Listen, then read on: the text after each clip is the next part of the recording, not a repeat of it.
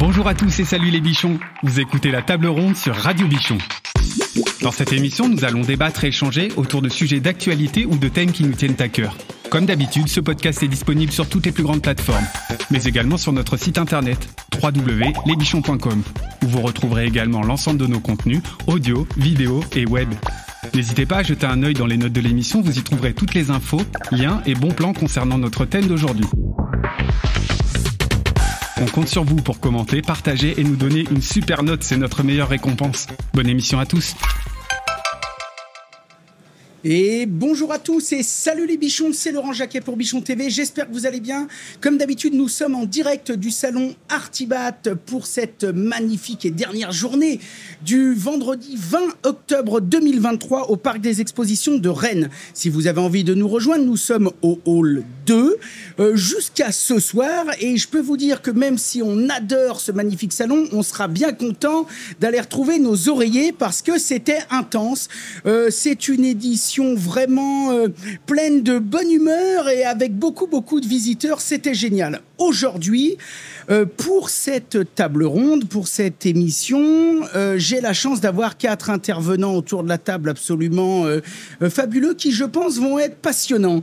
On va parler de la rénovation énergétique et de la performance des logements. Pour parler de ça avec moi autour de la table, Amaury, comment vas-tu Amaury ? Très bien Laurent.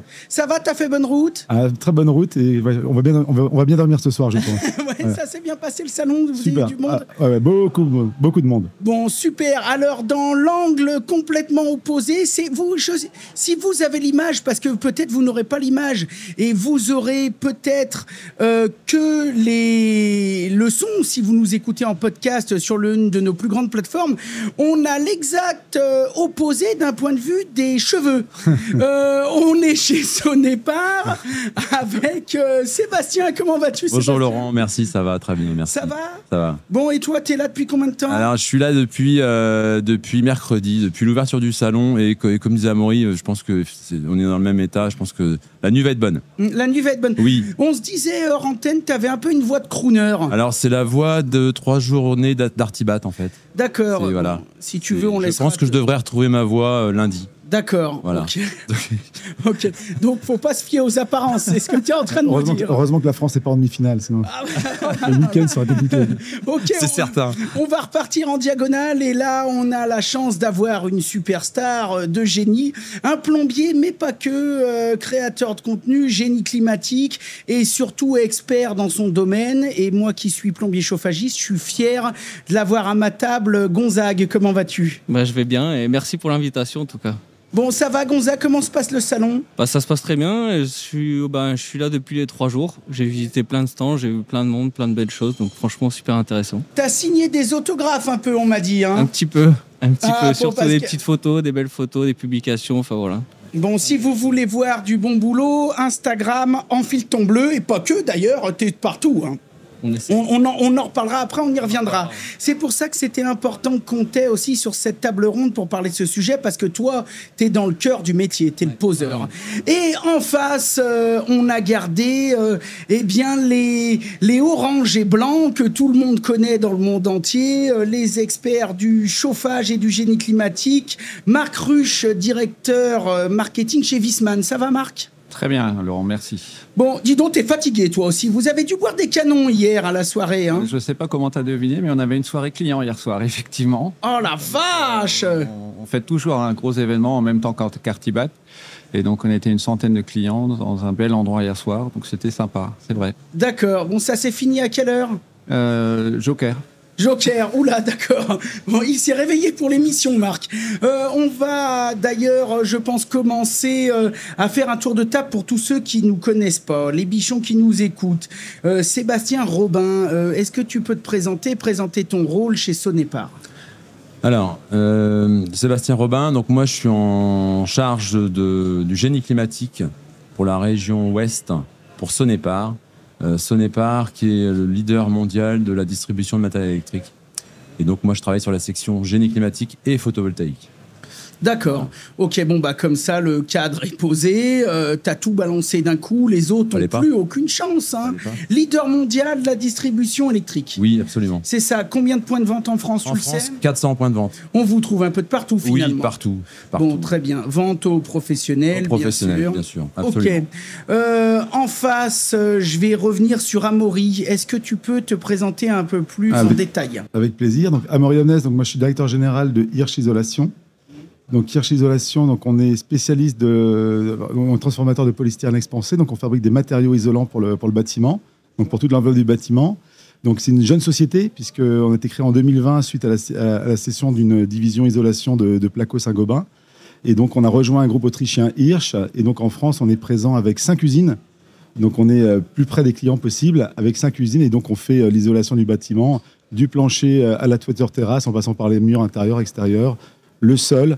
Et donc, on est vraiment sur l'isolation avec notre matériau.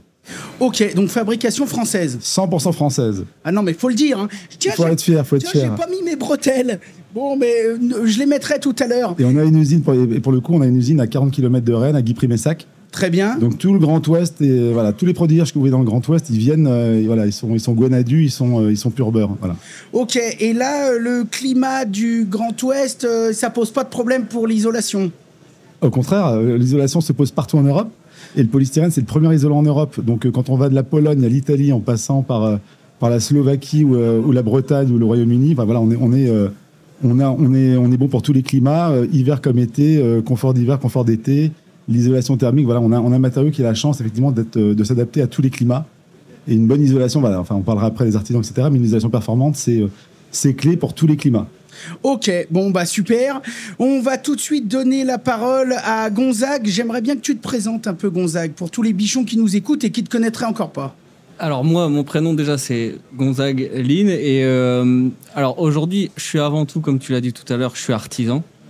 Donc mon but vraiment je suis artisan et je fais de la création de contenu sur les chantiers que je réalise. Donc le but c'est vraiment d'accompagner les différentes personnes qui peuvent être en reconversion, les ouvriers, les artisans qui sont seuls, de leur montrer un peu ce que je fais, de leur donner des astuces et surtout de pouvoir échanger sur les réseaux sociaux et vraiment de mettre en confiance soit les gens qui veulent se lancer dans le métier ou qui sont déjà dedans, qui ont un peu d'appréhension. C'est vraiment d'essayer de les accompagner sur le chantier, présenter tout ce qu'on peut faire, toutes les solutions qui peuvent s'offrir à nous dans le métier.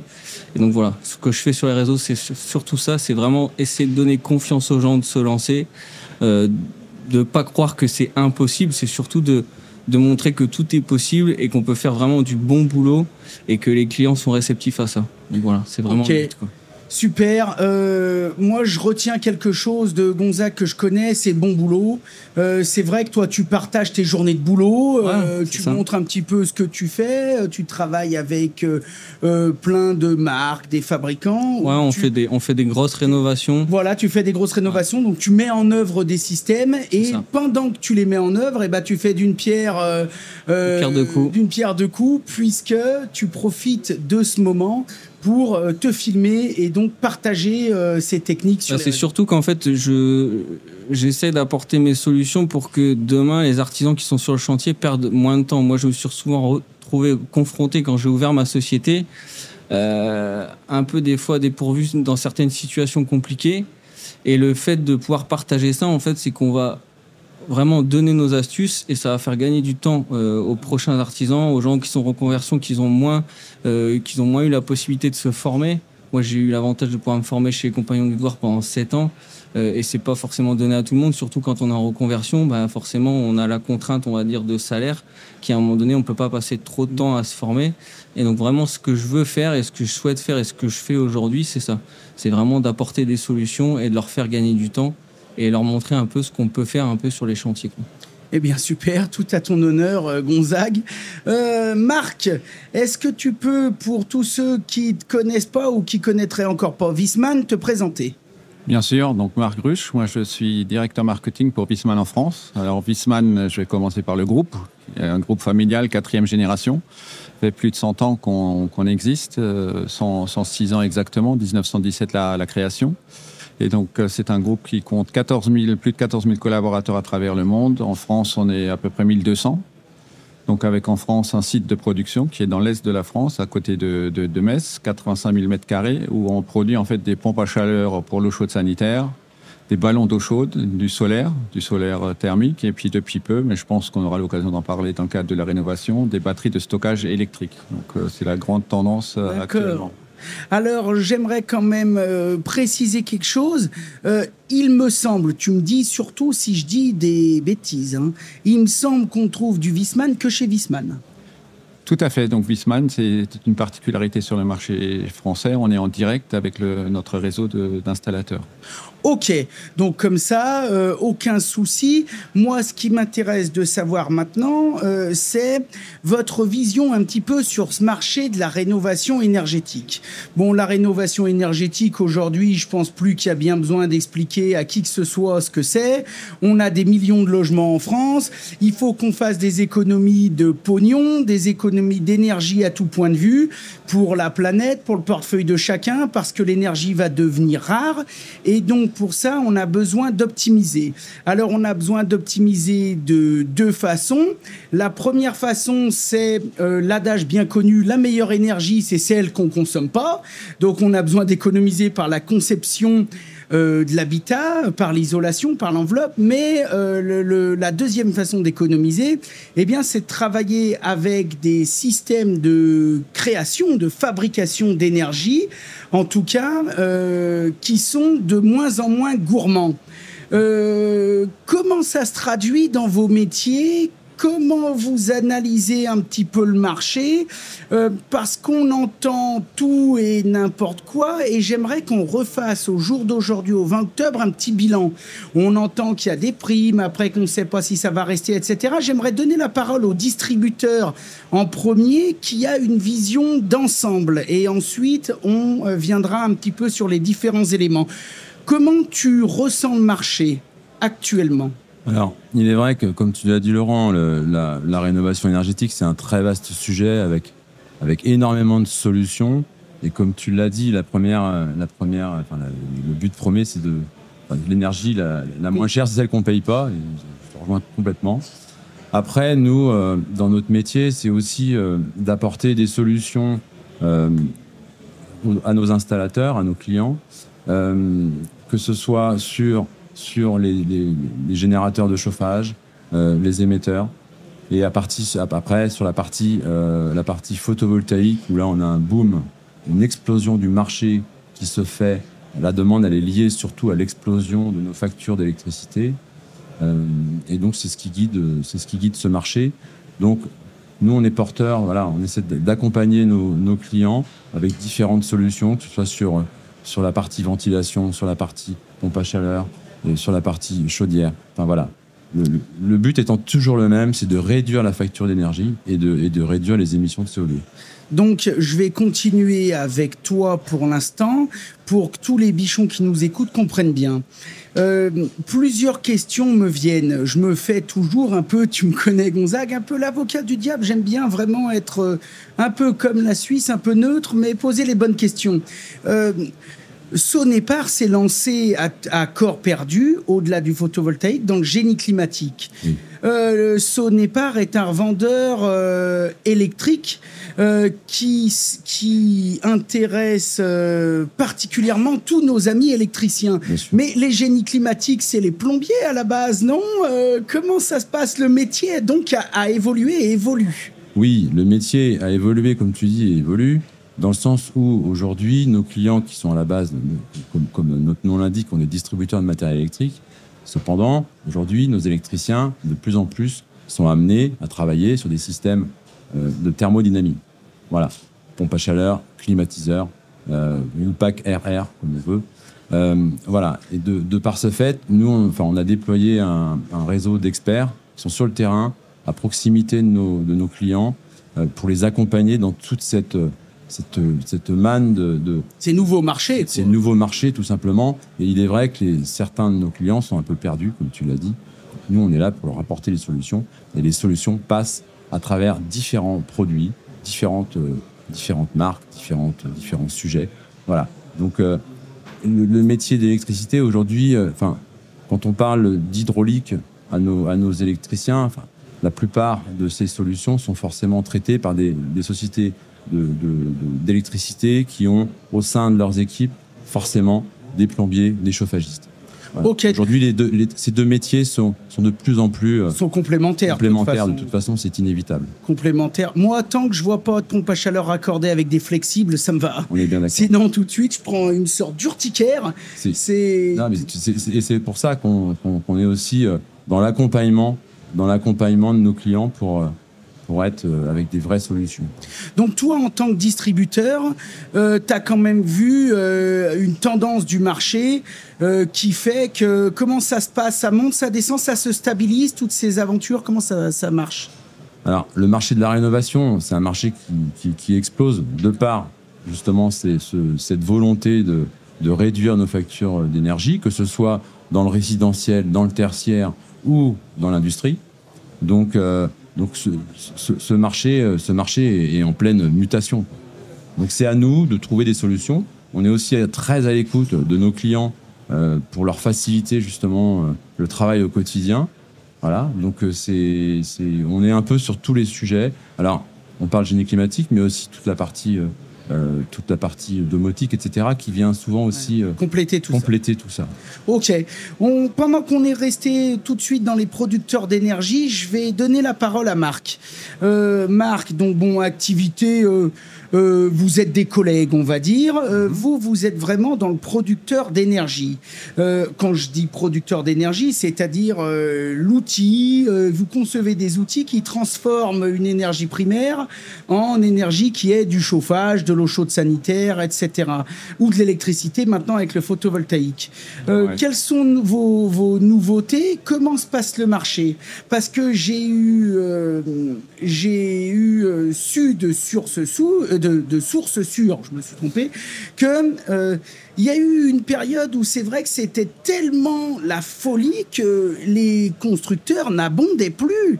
On rencontre des génies climatiques dans les couloirs, on leur dit ça va, ils nous disent oh là là, ça va, mais on n'arrive même plus à avoir le matériel tellement qu'on a de la demande.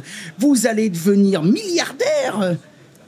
Comment ça se passe? On l'espère tous qu'on deviendra milliardaire. Pas dit non.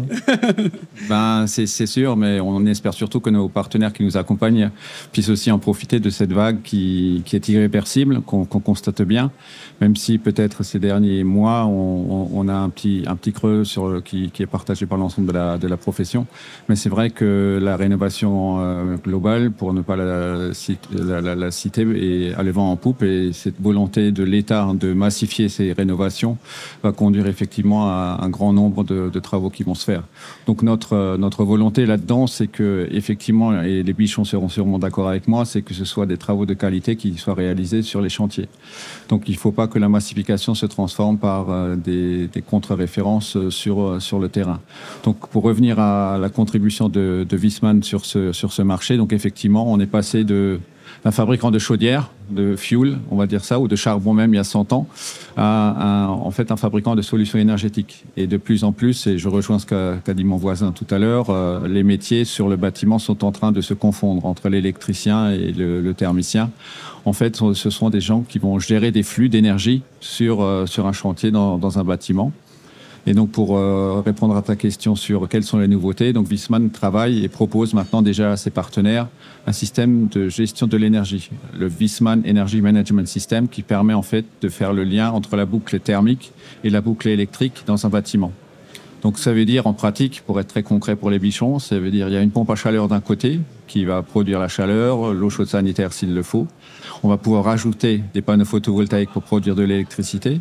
On va pouvoir rajouter, si effectivement la consommation d'électricité ne se fait pas au même moment que la production, quand il y a du soleil sur le toit, on va pouvoir rajouter une batterie de stockage. Cette batterie de stockage, en fait, va permettre de délivrer l'électricité le soir, par exemple, quand on en a besoin. Et donc, et ça viendra de plus en plus, si on a besoin d'une borne de recharge de véhicules électriques, on peut la rajouter. Et ce qui fait la différence par rapport à tous ces composants, puisque tous ces composants, on les trouve sur le marché, la différence que Viessmann m'a proposée, c'est qu'on peut optimiser le fonctionnement de tous ces composants avec une application que le particulier peut piloter. C'est une sorte de domotique à votre niveau qui met en lien tous vos systèmes. Exactement. Donc tout ce qui est énergétique dans le bâtiment peut être piloté par une application unique. pendant que j'étais autour des micros, Marc, tu l'as dit, bon, le fioul, on n'a pas besoin de faire de dessin, c'est amené à disparaître complètement. Le gaz est encore présent, la pompe à chaleur, le solaire thermique et le solaire photovoltaïque. Quelle est à peu près, pour ma curiosité et celle des bichons, la part de chacune de ces choses? Est-ce que certains marchés écrasent complètement les autres ou est-ce qu'il y a un équilibre? Comment ça se passe? Après, je vais pouvoir parler plus de notre situation, puisqu'on est multi-énergie, on est présent sur toutes les énergies que tu viens de citer, même en rajoutant la biomasse. Même le bois, oui. La biomasse sous forme de bois bûche ou de bois granulé. Donc effectivement, j'ai envie de dire, il y a 2-3 ans, on était majoritairement sur les énergies fossiles. Donc c'était fuel gaz et effectivement depuis 2 ans maintenant on a une inversion de la tendance et effectivement les générateurs, tout ce qui est production énergétique, c'est plus des énergies renouvelables. Ça correspond vraiment à la demande du marché. Et puis sur la chaudière gaz, puisque tu l'as cité aussi, on a quand même eu quelques inquiétudes ces derniers mois. Oui, avec on a eu peur quoi. Jusqu'à la rentrée où effectivement le message a été donné que ils vont pas la retirer tout de suite ou l'interdire tout de suite, quoi.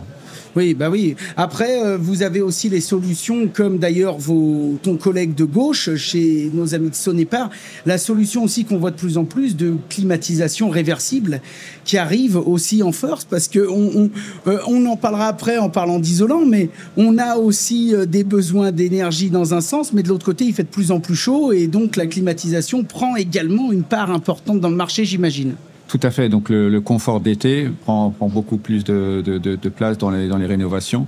Et d'ailleurs, ça c'est une nouveauté aussi qui a été annoncée la semaine dernière dans le cadre des programmes de subvention de l'année prochaine. Le confort d'été sera pris en compte. Donc c'est une grosse nouveauté. Donc tous les bichons ont sûrement entendu parler des passoires thermiques et on commence à parler de bouilloires thermiques pour parler de l'inconfort en été. Donc ça c'est plutôt une bonne nouvelle qu'on puisse officiellement maintenant parler de confort d'été et que ce soit pris en compte dans tout ce qui aide. Eh ben Marc, tu m'as fait une transition parfaite pour donner la parole aux pros de l'isolation.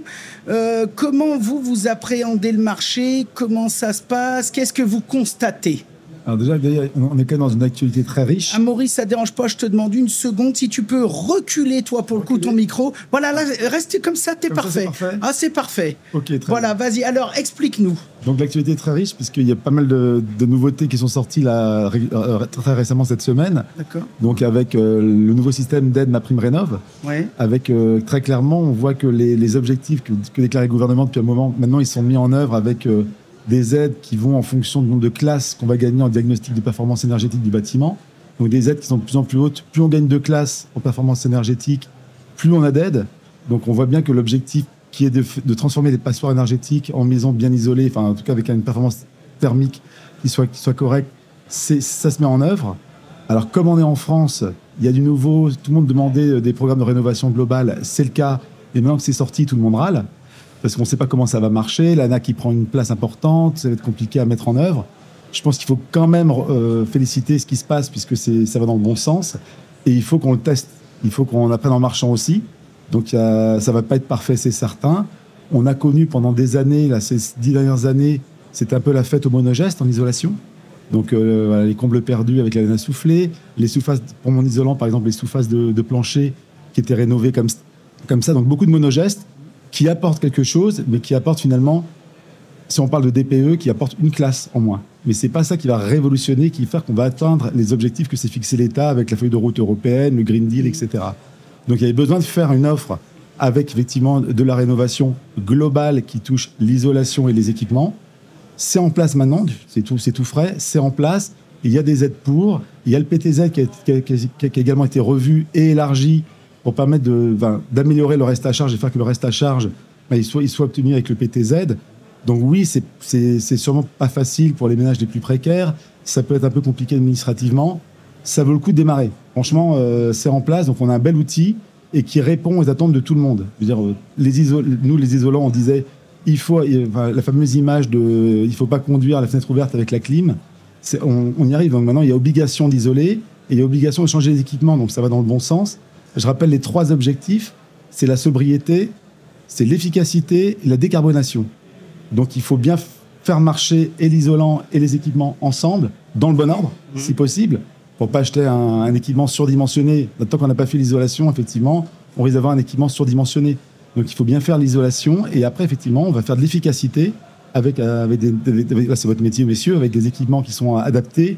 Et puis tout ça, la décarbonation, avec effectivement le virage vers l'électricité, vers les énergies renouvelables avec le boom du photovoltaïque. Donc voilà, donc c'est tout ça qu'il faut continuer à avoir en tête. C'est vraiment les 3 objectifs.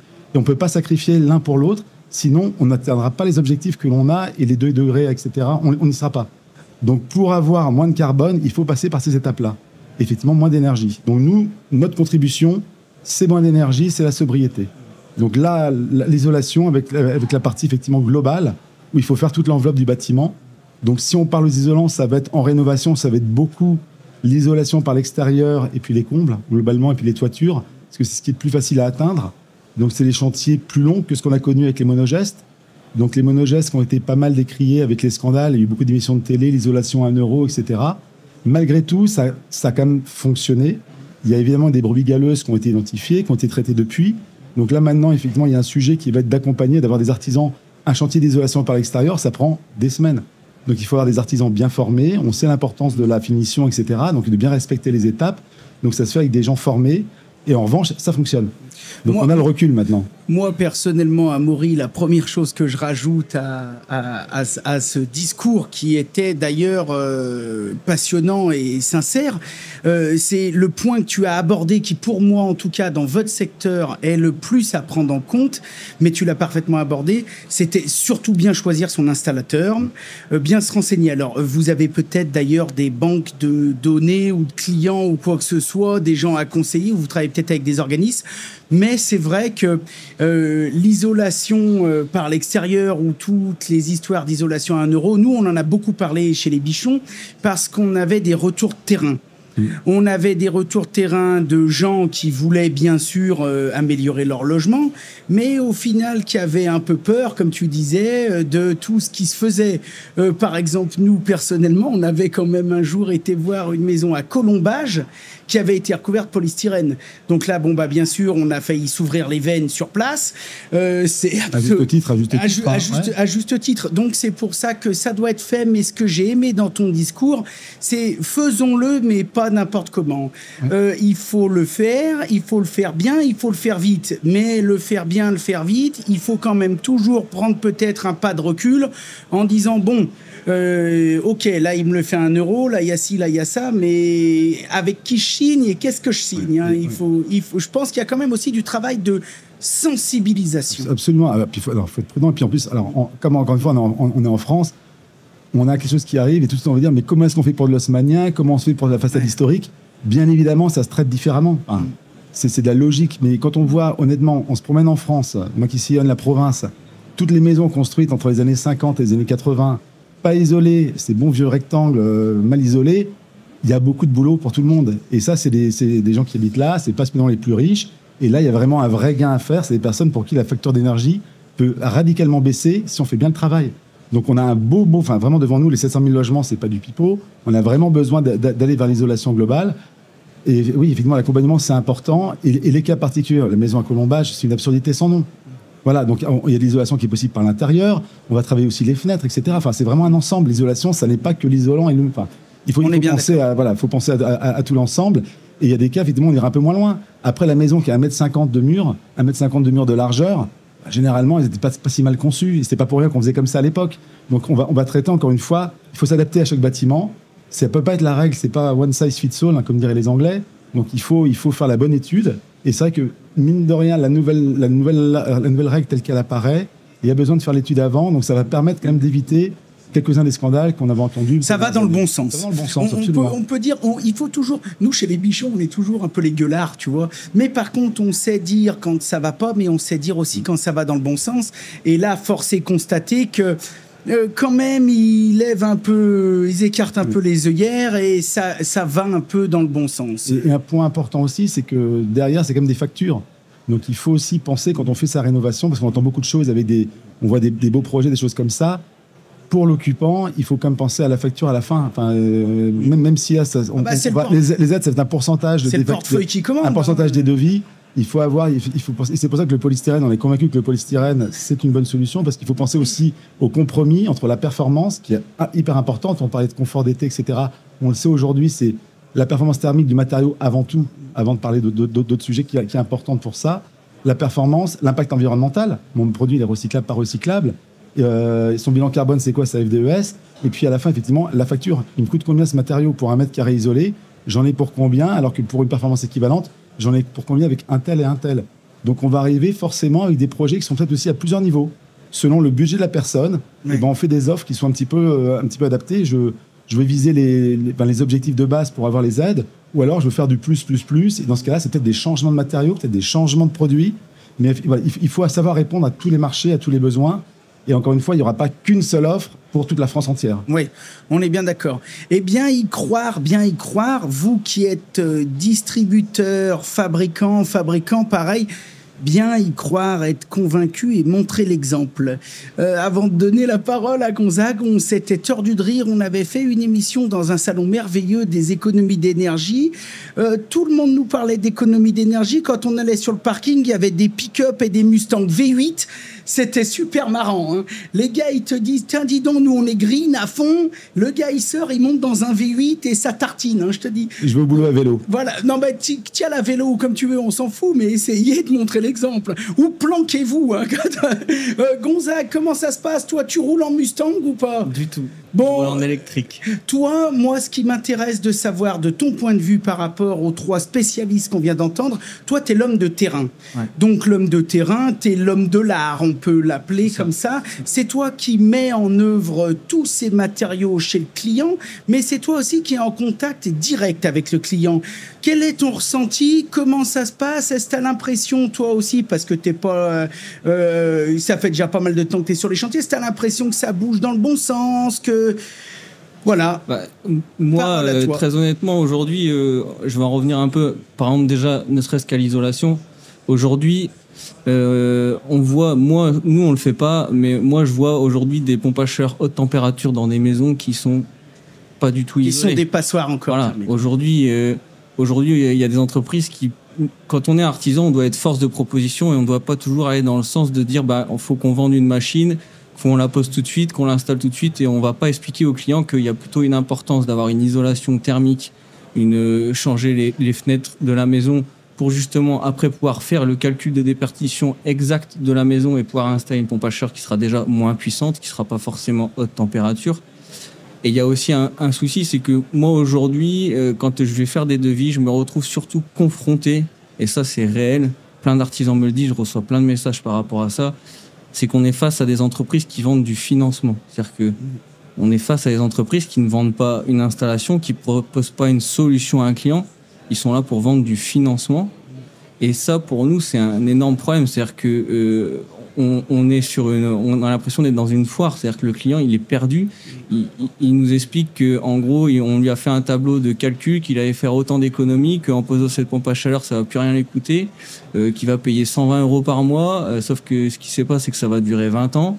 Et en fait, c'est tellement bien fait que le client, il se dit, OK, ça me coûte rien et je vais avoir une pompe à chaleur. Sauf qu'en finalité, ce sera déjà pas le cas.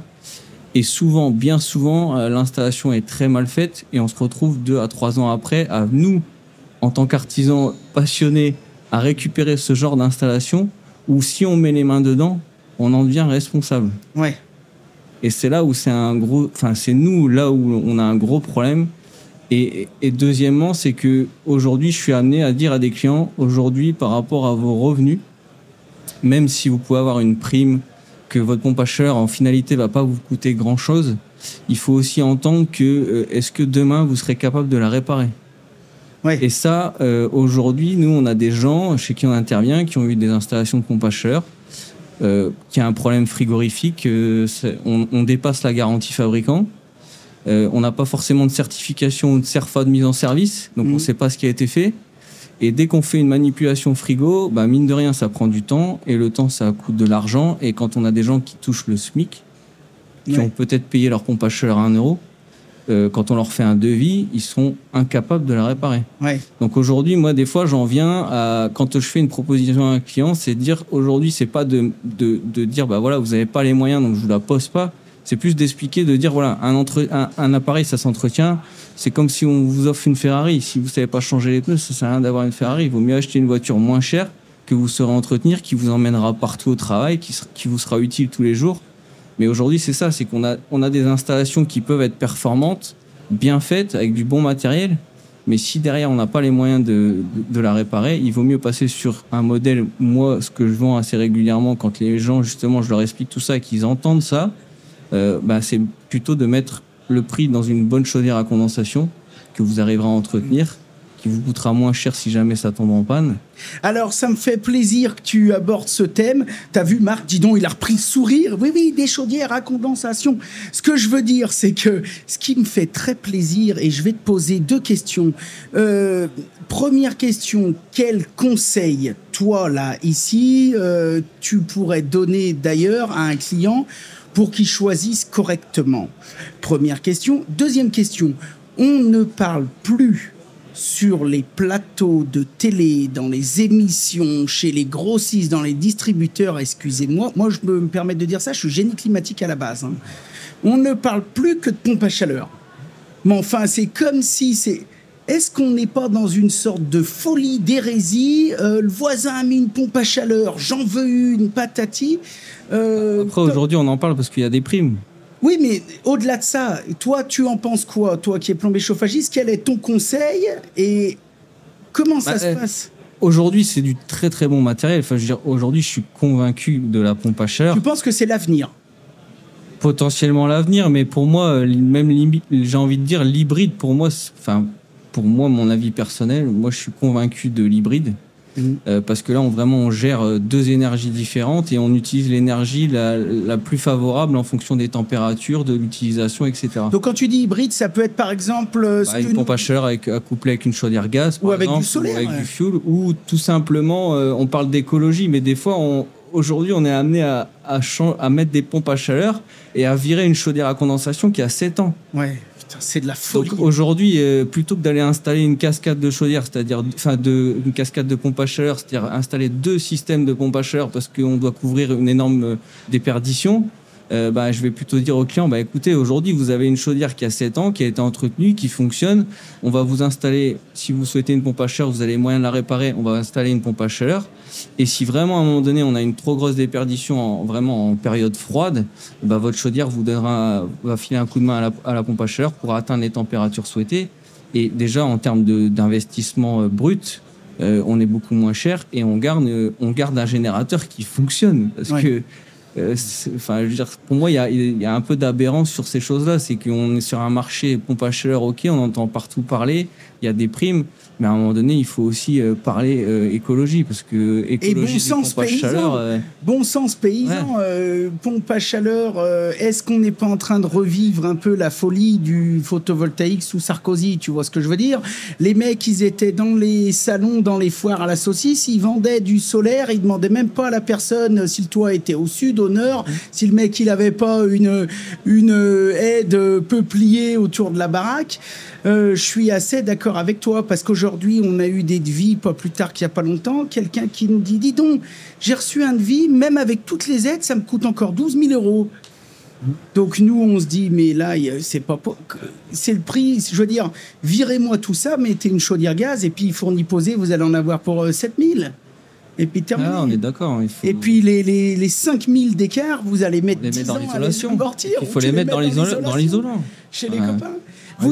Vous avez encore, vous, des demandes de gaz ou des gens qui arrivent bien à réfléchir là-dessus, Marc? Oui, surtout que, comme je l'ai indiqué, la chaudière, ces dernières semaines, suite à la décision du gouvernement de ne pas bannir la chaudière gaz, la chaudière reprend des couleurs, j'ai envie de dire. Et de toute façon, sur le marché, il y a de la place pour toutes les énergies, très, très clairement. Et ce qu'on ne cite peut-être pas assez, c'est que toutes ces chaudières sont compatibles déjà avec le gaz vert. Donc tout ce qui arrive, les biogaz, etc., l'hydrogène un jour. Donc ça aussi, ça change la donne. Et dans tous les cas, la pompe à chaleur peut remplacer des chaudières dans beaucoup de cas, mais ça ne marche pas dans 100% des cas. Donc après, on se focalise même un peu beaucoup sur les solutions individuelles. Mais dans le collectif, pour l'instant, la chaudière murale a encore un bel avenir. Parce qu'il y a des endroits où on ne pourra jamais mettre des pompes à chaleur dans l'état de l'art actuel. Sinon, donc, les façades vont pas être super jolies. Hein. Voilà. Donc, on va se retrouver comme c'est dans certains pays asiatiques et c'est vraiment pas joli. Donc, je pense que la chaudière, on en est très content puisqu'on a toujours encore nos lignes de production, bien sûr, et elle tourne bien de chaudière gaz. Elle a encore un bel avenir devant elle. Très bien. Alors, Marc, on va t'excuser. Toi, tu as besoin d'y aller. Oui, c'est ça. Je suis obligé de vous laisser. Donc, je vous souhaite une bonne fin de session. Et puis, un grand salut à tous les bichons. Et on espère les retrouver bientôt. Merci, Laurent, en tout cas, pour l'invitation et pour cette belle organisation. Merci à toi. Et comme d'habitude, bien sûr, on mettra tous les liens de Viessmann. Vous êtes de partout. C'est facile à trouver. On est sur le réseau viessmann.fr. Voilà. Vous allez sur le moteur de recherche, tapez Viessmann. Vous êtes sûr de tomber sur l'équipe de Marc. Super. Merci, Marc. On te laisse rejoindre ton prochain rendez-vous. Et puis, vu que tu as quitté au milieu, on est d'accord, la prochaine fois, tu payes l'apéro. Pas de souci, j'y penserai. On va redonner la parole rapidement à... tiens, je vais redonner la parole 2 secondes à Amaury, comme ça va laisser le temps à Marc de nous quitter. Amaury, toi, de toute façon, tu constates une évolution du marché. Moi, ce qui m'intéresse, c'est que vous construisez en France, enfin, vous fabriquez en France. Absolument. Ouais. Vous desservez un peu l'international aussi, ou comment ça se passe ? Pas du tout. Nos ventes sont vraiment en France. On a pu faire ponctuellement quelques ventes en Italie quand ils avaient l'an dernier un gros programme d'aide et il y avait une sous-capacité de production en Italie. Donc, ils ont fait appel à du polystyrène qui venait de Suisse, Autriche et France. Mais sinon, non, on est vraiment sur du marché local. Franco-français, vous formez un peu quand même des gens ? Comment ça se passe ? Vous avez pignon sur rue ? Vous avez des programmes de prévus ? Non, alors, nous, on ne forme pas les artisans, puisqu'on est... en revanche, on ne forme pas les artisans. On n'a pas de centre de formation agréé. En revanche, nous, et d'ailleurs, généralement, dans nos usines, on a nos chefs de marché qui sont partout en région, qui invitent généralement des clients, des groupes de clients. On les réunit pendant une journée, on les forme à de nouveaux produits, on les forme aussi à la réglementation. Donc c'est vraiment les deux. C'est qu'on a vu ces dernières années, par exemple avec l'arrivée de la RE 2020 aussi, on a été amené à former beaucoup plus à la réglementation, au changement de DTU, etc. Donc on essaie d'accompagner nos clients avec des formations sur site, effectivement. Et puis voilà, donc ça se passe de cette façon-là. Toujours de la proximité, oui. L'isolation extérieure en polystyrène, par exemple, alors comme on l'a dit précédemment, ça ne s'accorde pas sur tous les bâtiments. Pour ça, il faut bien sûr se rapprocher de son façadier ou de son spécialiste. Mais par contre, dans le neuf, c'est fabuleux. On a eu la chance de suivre en Savoie, au-dessus d'Aix-les-Bains, dans une région qu'on connaît bien, un artisan plâtrier peintre. Il a fait une maison en briques monomure. Donc déjà, tu vois le niveau. Et il a tout recouvert d'isolant comme ça. Alors bien sûr, avec une trame, un bel enduit, ça se voit plus. Donc à la fin, il a des murs de 50 cm. Et alors là, je peux te dire que la pompe à chaleur, la maman la maman ou le papa d'ailleurs, fait des cookies, c'est fini, la baraque est chauffée. Ça, dans le neuf, je trouve que c'est vraiment adapté dans le cadre, par exemple, d'un matériau inerte qui n'a pas besoin de transfert d'hygrométrie, comme un mur en terre, etc. Là, c'est vraiment adapté. Oui. Alors après, c'est assez nouveau en France. Et puis en plus, je crois que c'est un de nos clients, on lui fournit les produits de sol. Donc on isole aussi les sols avec lui. Peut-être. Et en fait, il faut savoir que l'isolation par l'extérieur, si on prend l'Allemagne ou l'Europe centrale, c'est le mode constructif de base. Ouais. De base, donc il n'y a pas que des ouvrages laids en Allemagne, vous allez en Hongrie, en République tchèque, etc. Voilà. Donc c'est quelque chose qui est connu, qui est maîtrisé. Effectivement, en France, qui était pas à la mode, on a beaucoup isolé par l'intérieur en France. D'ailleurs, c'est une particularité française. Dès que vous sortez du territoire, l'isolation par l'intérieur n'existe quasiment pas. C'est assez intéressant à voir. Donc effectivement, ça se développe.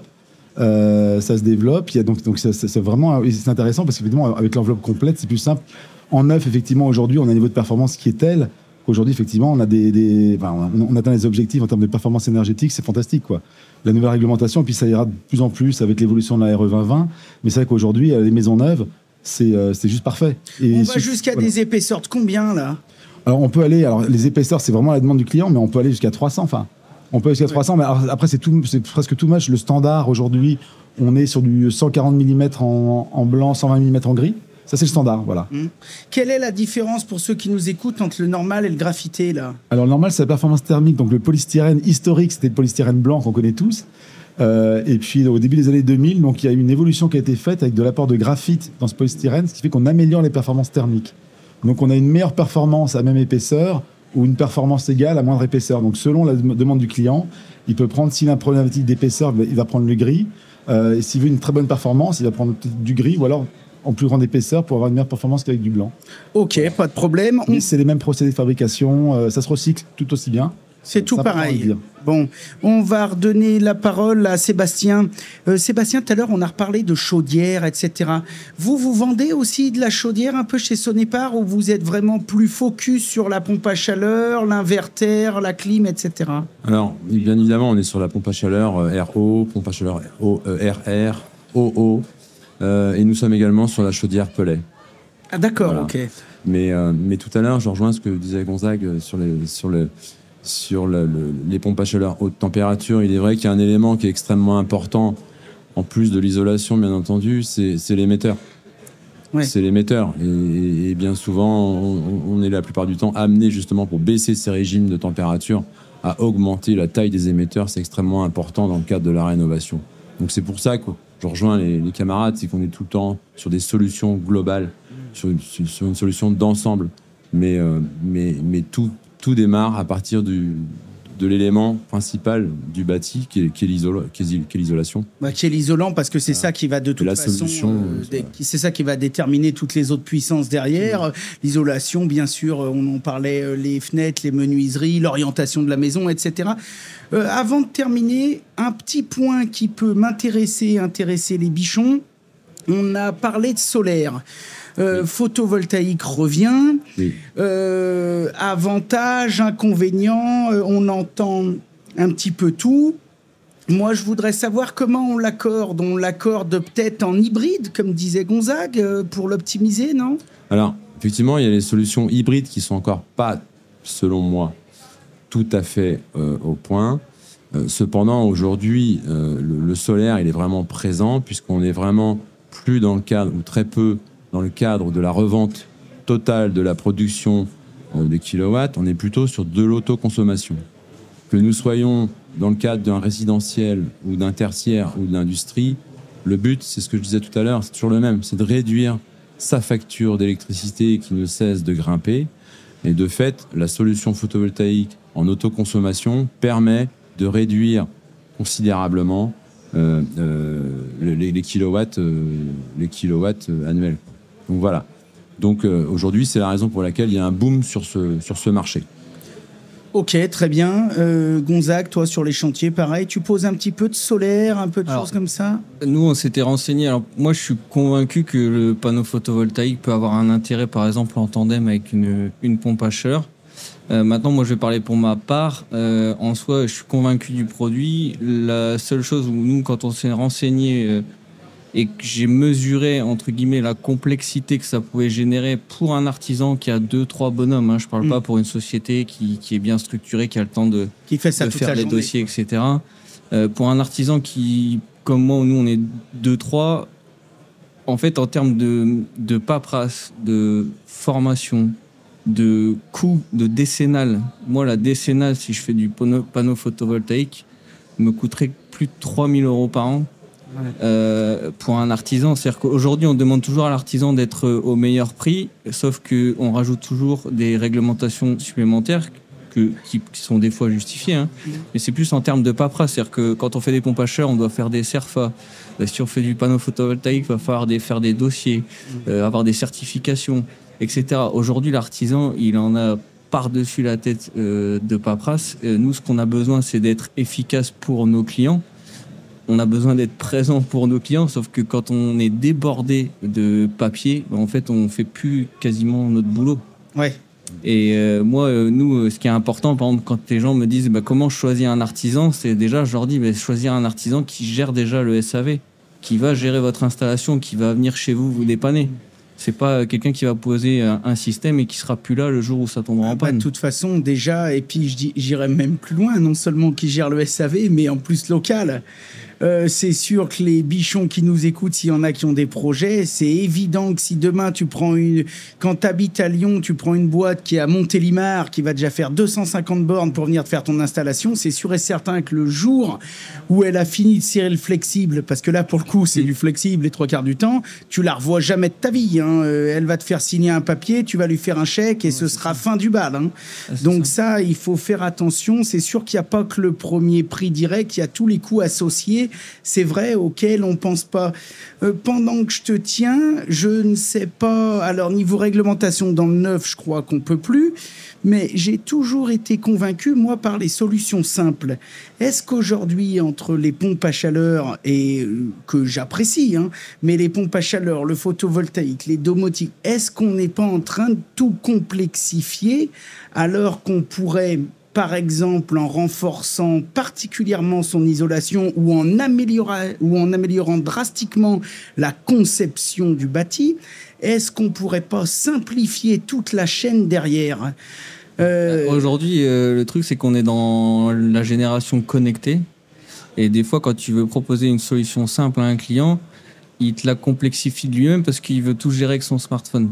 Ouais. Donc, en fait, après, il y a de l'interaction entre l'électricien, par exemple, un client qui veut, par exemple, une gestion complète de sa maison, que ce soit pour le chauffage, pour gérer chaque pièce, gérer les températures dans chaque pièce, c'est inévitable que tu vas directement arriver sur un système connecté. Ouais. Mais c'est vrai qu'après, plus c'est simple, de toute façon, on le voit, les vieilles chaudières chez des clients, on a des chaudières qui ont 30 ans. Et mon client, il me dit, j'ai changé 2 fois l'électrode. Ouais. Enfin, voilà. Aujourd'hui, on est face, nous, les plus grosses les plus grosses complications qu'on a chez les clients, les pannes les plus récurrentes, c'est électronique. Ouais. C'est même pas lié à un système hydraulique. Alors, on peut avoir aussi des problèmes hydrauliques quand il y a des choses qui ont mal été faites ou que le réseau n'a pas été entretenu correctement ou déjà pas traité. Parce que traiter une installation, c'est ce qui est le plus important pour la pérennité de l'installation. Mais c'est sûr qu'aujourd'hui, les problèmes électroniques, plus il y en aura, plus on sera embêté. Ça, c'est inévitable. Ouais. C'est vrai que c'est... Enfin, en tout cas, moi qui suis génie climatique à la base, l'évolution du marché me laisse un peu perplexe, je dois dire. J'ai eu la chance de travailler quasiment dans le monde entier. J'ai installé des panneaux solaires dans plein de pays. C'est mon parcours, ma vie. Mais j'ai toujours, par exemple, depuis que je suis gamin, j'ai toujours aimé réfléchir par moi-même. C'est-à-dire pas trop écouter les sirènes et plutôt se dire « Attends, je vais prendre un tableau Excel, plus, moins, patati ». Et à chaque fois, je tombais sur des solutions extrêmement simples, comme par exemple le solaire thermique.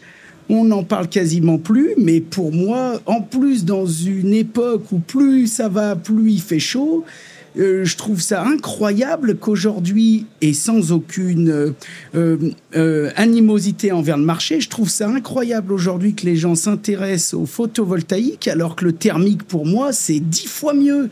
Il n'y a pas un brin d'électronique, c'est fiable, ça dure 30 ans, pollution zéro, fabrication locale, entretien zéro.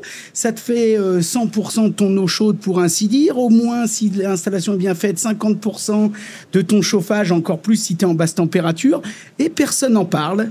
Et ça coûte moitié prix que le photovoltaïque, et ça n'a pas fait 8000 bornes de bateau, que ça vient de je sais pas d'où, où dès que tu t'intéresses un petit peu, tu te rends compte que l'énergie grise de ce genre de choses, c'est catastrophique. C'est incroyable. Après, on en revient toujours à la même chose, c'est que là, après, il te faut un calisol. Oui, mais il te faut un cali PV pour le photovoltaïque. Voilà. On est d'accord. On est d'accord. Mais en fait, c'est comme, tu vois, les pompes à chaleur aujourd'hui, tu vois, si on veut avoir les aides, si on veut que le client ait les aides, il faut qu'on soit Calipac. Oui. Donc aujourd'hui, si tu as ton Calipac, un artisan, il va se dire, attends, j'ai passé la formation, j'ai passé du temps pour que le client il puisse signer avec moi et que je puisse faire son installation. Il va pas... tu peux entendre que l'artisan se dise, s'il a le choix de lui vendre une chaudière ou une pompe à chaleur, il va lui vendre une pompe à chaleur parce que déjà le coût de l'installation sera beaucoup plus important. Et donc voilà, c'est un cercle vicieux. C'est que on en vient toujours à faire des formations, à faire tout ce qu'il faut pour faire les installations, sauf que quand tu as fait tout ce qu'il faut, tu vas pas vendre le minimum à un client. Parce que l'artisan, plutôt que... Moi, j'entends tout à fait ce que tu dis. Hein. Non, moi, je suis neutre. Hein. J'ai déjà expliqué. Je me fais la voix de tout ce qu'on peut entendre, nous, comme retour aussi sur nos réseaux. Mais je veux dire, par exemple... Peut-être aussi une piste à explorer, parce qu'on parlait photovoltaïque. Donc, l'intérêt en maison individuelle, en autoconsommation, il est évident pour l'occupant. Faut peut-être aussi regarder en France. On sait qu'on a besoin d'électricité qui va être croissant avec justement toutes les pompes à chaleur, la décarbonation. Le programme nucléaire, ça va commencer à sortir en 2030 pour les premiers. Mais il faut peut-être utiliser un peu plus toutes les toitures industrielles, les bâtiments agricoles. On a quand même en France un parc énorme qui n'est absolument pas recouvert. Là aussi, il suffit d'aller dans 2-3 pays autour de la France, on voit que c'est bien plus développé que chez nous. Et ça permet de faire ou de l'autoconsommation pour l'industriel. Nous, c'est le cas, par exemple, au siège en Autriche. On fait 50% de notre consommation du site, elle est faite avec des panneaux. Et l'Autriche, c'est quand même pas non plus... c'est pas le sud de l'Italie. Hein. Et on peut utiliser ça en France. Donc, s'il y a un programme qui permet de motiver tous les industriels à transformer tous ces bâtiments des années 60, où on a des toitures, donc on est en train d'étudier ça chez nous, ça permet d'avoir plus de production électrique pour la France. En termes de gêne visuelle, de toute façon, c'est moche une usine, donc autant mettre des panneaux voltaïques, ce ne sera pas plus moche demain. Et ça fait de la capacité, ça fait de la capacité installée. C'est moins difficile à gérer, puisque on est habitué à gérer des sous-traitants et de l'industrie. Enfin, voilà, ça se passe entre industriels, mais je pense qu'il y a une vraie piste à explorer pour développer ça plutôt sur des bâtiments agricoles, bâtiments industriels, qui sont prêts à recevoir ça et qui permettraient d'avoir un petit plus en production d'électricité verte en France. Et je pense que ça peut être une bonne piste aussi à développer. L'avenir, c'est peut-être aussi un peu de mutualiser les énergies. Hein. C'est ça. C'est-à-dire peut-être même aussi de se dire, bah tiens, on fait un lotissement, il y a une parcelle en plein milieu, on ne fait pas de maison, mais on fait comme on a vu beaucoup en Allemagne, passer un temps en Autriche, etc.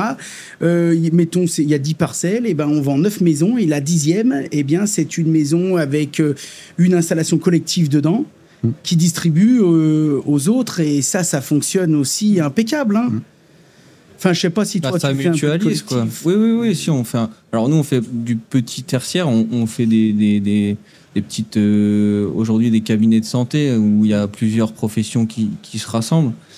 Ça reste, entre guillemets, un peu, j'ai envie de dire, du particulier. Je fais pas du oui, c'est du petit tertiaire, de la petite clinique, des choses comme ça. Je crois qu'on a un peu fait le tour. Sébastien Robin, un truc à rajouter? En fait, je rejoins ce que disait Gonzague tout à l'heure par rapport aux différentes qualifications, etc. et aux différentes démarches administratives qui sont, on le sait, on en a vraiment conscience, qui sont lourdes pour les entreprises de taille moyenne.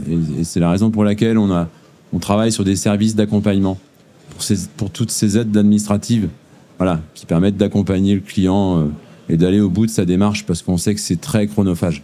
Sonepar a un service qui aide les artisans à faire ce genre de paperasse. Bien sûr. Ça, c'est intéressant. Hein, c'est intéressant. Et on continue on continue dans ces démarches, notamment pour le photovoltaïque, sur les grosses puissances, etc., où là, on saura accompagner le client pour le dégager de toute cette charge. Voilà, c'est le but principal, c'est encore une fois, c'est de faciliter votre quotidien.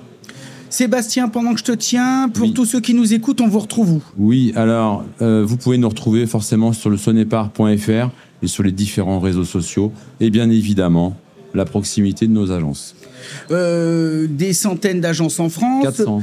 On est électricien ou génie climatique, on pousse la porte, on se fait payer un café, on ouvre un compte et c'est principal. Parti. Voilà, c'est la base. Bon. L'accueil, important. La proximité. La proximité, le service. Et le service de par nos plateformes et tous les différents livraison quasi en 24 heures. Hein. Absolument. On a eu la chance d'utiliser vos services et on sait que vous êtes très très bon là-dessus. Non, merci. Mais je tiens à le dire. Merci Laurent, c'est gentil. C'est important. C'est vrai. Amaury, mot de la fin. Mot de la fin, ce qui compte, c'est important. Là, si on déconne pas, on en a pour 15-20 ans avec des nouveaux métiers, de nouvelles compétences qu'il va falloir former, accompagner. Donc, ce qui serait bien, c'est que d'un point de vue politique, on ait des choses qui durent. Voilà, on sait que les premiers pas, ça va pas être parfait. On peut se casser la figure, on va se relever. Le système doit se roder, doit se mettre en marche. Donc, ce qui serait bien, c'est qu'il y ait de la continuité et qu'on ait effectivement, on a une trajectoire qui est celle de la planète. Donc, ce serait bien que le programme qu'on mette en œuvre, il soit cohérent, consistant, et qu'aux prochaines élections, ça soit pas mis en cause et qu'aux suivantes non plus. Et parce que ça va quand même changer pas mal encore une fois, de tous les gens qui sont présents ici, ça change nos matériaux, ça change nos équipements, ça change nos clients, ça change les artisans. Il faut de la continuité et à ce moment-là, on sera performant et on atteindra les objectifs. Prendre un peu le temps de mettre en place tout ce qu'il y a à mettre en place, quoi. Hein. Absolument, et pas remettre en cause au premier coup de vent. Tiens, pendant que je te tiens, juste avant de donner le mot de la fin à Gonzague, une dernière petite question. Toi qui es dans les isolants extérieurs notamment, mais pas que, est-ce que tu te rapproches quand même des écoles d'un point de vue formation, les jeunes, les écoles, ils sont sensibles à ça, ils commencent bien à apprendre. Comment ça se passe? Alors ça commence. Alors on n'est pas les plus spécialisés parce qu'on est on est beaucoup de TI dans notre domaine, donc on n'a pas la capacité de frappe de certains grands groupes qui ont effectivement des centres de formation dédiés. Mais on est juste comme je te disais tout à l'heure, nous c'est plutôt On le fait avec nos clients qui ont eux-mêmes qui accompagnent, les formateurs, les jeunes, les apprentis, etc. Et nous, on le fait plutôt d'un point de vue technique sur des choses très ciblées chez nous dans les usines ou avec nos chefs de marché. Ok. Mais effectivement, il y a besoin de développer ces métiers-là. Enfin, l'artisanat est capital en France. Il faut absolument développer ça et ça donne des filières, c'est des emplois. C'est des emplois stables, pérennes. Donc, on a vraiment besoin de promouvoir. Mais encore une fois, c'est le gouvernement, le ministère de l'Éducation nationale. Il faut tout mettre en œuvre pour mettre en valeur tous ces métiers qui seront là dans 20 ans. Donc on a vraiment besoin d'eux. Voilà, Du coup, on a besoin de beaucoup de jeunes. Le truc qui est bien, c'est qu'il y aura du boulot. Ouais. On vous retrouve où, Amaury ? Alors nous, on nous retrouve sur le site internet hirschisolation.fr où vous pouvez retrouver, pour nos clients, vous pouvez retrouver les contacts de vos chefs de marché en région. On a également une page LinkedIn et une chaîne YouTube. Donc tout s'appelle Hirsch Isolation à chaque fois. Donc on est facile à trouver. Hirsch Isolation avec un H, hein. Avec un H, c'est ça, H-I-R-S-C-H. Dis donc, il y avait un monsieur Hirsch à l'époque. Ouais, il y avait un monsieur Hirsch à l'époque en Autriche. Ok, très bien. Et Gonzague, mot de la fin. Le mot de la fin, c'est que j'ai envie de dire que les futurs clients qui se posent des questions sur quel système choisir, qu'est-ce qu'ils doivent installer chez eux, c'est surtout qu'ils s'entourent de bons artisans. De vrais artisans qui vont les accompagner, et c'est surtout qu'ils vont leur offrir une solution qui sera pérenne dans le temps. Et il faut arrêter de croire qu'une pompe à chaleur, c'est un retour sur investissement. Ouais. C'est un moyen de chauffer. On n'est pas banquier, on vend une solution qui est pérenne, qui fera certes des économies pour les clients, mais c'est surtout de trouver des solutions qui dans le temps seront pérennes pour l'écologie. Et arrêter d'installer des choses qui ne seront pas utiles. C'est surtout de vendre le bon produit au bon endroit et surtout bien l'expliquer et pas hésiter de dire à son client qu'à un moment donné, il vaudrait mieux qu'il isole sa maison plutôt que d'installer une pompe à chaleur 2 fois trop puissante. Eh ben, le message est passé, Gonzague. Pour tous ceux qui veulent en savoir plus, qui veulent te contacter ou simplement voir du bon boulot, on te retrouve où ? Alors, on me retrouve sur Instagram, TikTok, LinkedIn, YouTube, un petit peu sur tous les réseaux sociaux. Partout, voilà. toi. Hein. Tape Enfile ton bleu. Et on voilà, sous le pseudo Enfile ton bleu. Ça. Vous allez voir un gars qui fait du bon boulot et surtout qui se bat dans la région du Nord-Pas-de-Calais. Qui se bat pour la profession. Ah, mais t'es dans le Nord-Pas-de-Calais. C'est ça, du côté de Lille. D'accord. Bon, là, c'est sûr. Et vous n'êtes pas au... On n'est pas embêté avec le chauffage. Hein. C'est ce que j'allais dire. La pompe à chaleur, ça suffit. Il ne faut pas passer autre chose. Non, l'hybride, beaucoup d'hybrides. Ah ouais, d'accord. Bon, okay. Bon, on va clôturer là-dessus. C'était une super émission, bien sûr. Merci, Laurent. On est obligé de s'arrêter un moment, mais c'est des sujets passionnants. On pourrait durer 2 heures. Donc, comme d'habitude, vous pourrez retrouver cette émission sur YouTube Bichon TV ou en podcast sur toutes les plus grandes plateformes du monde. Il n'y a qu'à taper Radio Bichon. Tous les liens de nos invités seront en description. Et on rend l'antenne. Je vous donne rendez-vous pour le dernier live de la journée qui parlera aussi d'un sujet qui me tient à cœur, l'écologie, la gestion de l'eau. Là aussi, il y aura de quoi dire. Ouais, merci, au revoir. Merci beaucoup. Merci. Cette émission vous a plu et vous l'avez trouvée super cool? Alors aidez-nous à la faire connaître. Si vous l'avez regardée sur YouTube ou Facebook, n'oubliez pas le pouce en l'air. Si vous l'avez écoutée en podcast, vous pouvez nous laisser une note de 5 étoiles et un petit commentaire. Dans les 2 cas, abonnez-vous et activez la cloche des notifications pour ne plus rien louper. C'est notre meilleure récompense.